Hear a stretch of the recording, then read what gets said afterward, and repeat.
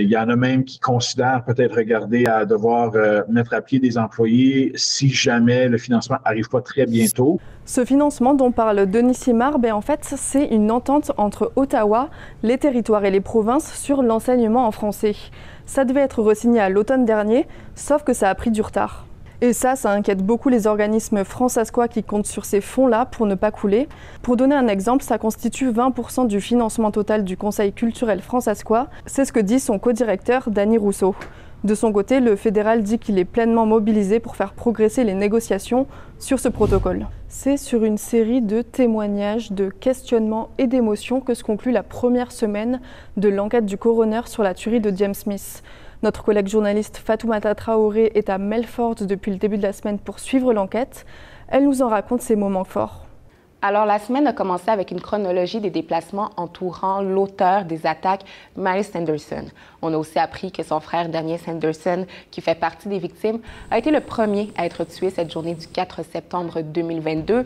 Les deux policiers qui se sont rendus en premier sur les lieux ont témoigné. Ils ont expliqué que ce matin-là, ils étaient sur appel et c'est la raison qui explique pourquoi ils se sont rendus dans la communauté 16 minutes après avoir reçu le premier appel. C'est parce qu'ils devaient d'abord s'arrêter à la station de la GRC. Par ailleurs, le commandant du détachement de la GRC de Melfort a expliqué que cette journée du 4 septembre 2022, ça a été la pire journée de sa vie.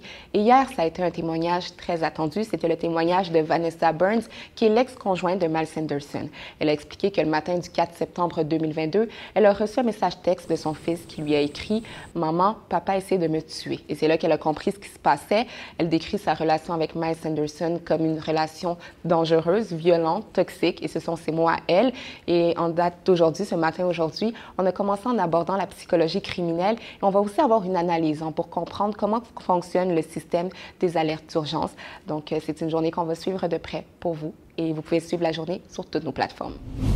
La grève des enseignants lundi prochain s'annonce comme un nouveau casse-tête pour les parents d'élèves. Le CEF a annoncé que toutes ces écoles seront fermées. Alors si vous ne savez pas encore où vous allez laisser votre enfant cette journée-là, l'Association des parents fransaskois propose un service de garderie. C'est ce qu'a expliqué son président Edgar Assois ce matin à notre émission Radio Point du Jour. On va voir donc avec cette nouvelle grève si les enseignants et si le gouvernement sortent de l'impasse dans leurs négociations. Alors pour suivre cette nouvelle et le reste de l'info, on se donne rendez-vous sur l'application Info. Bon week-end!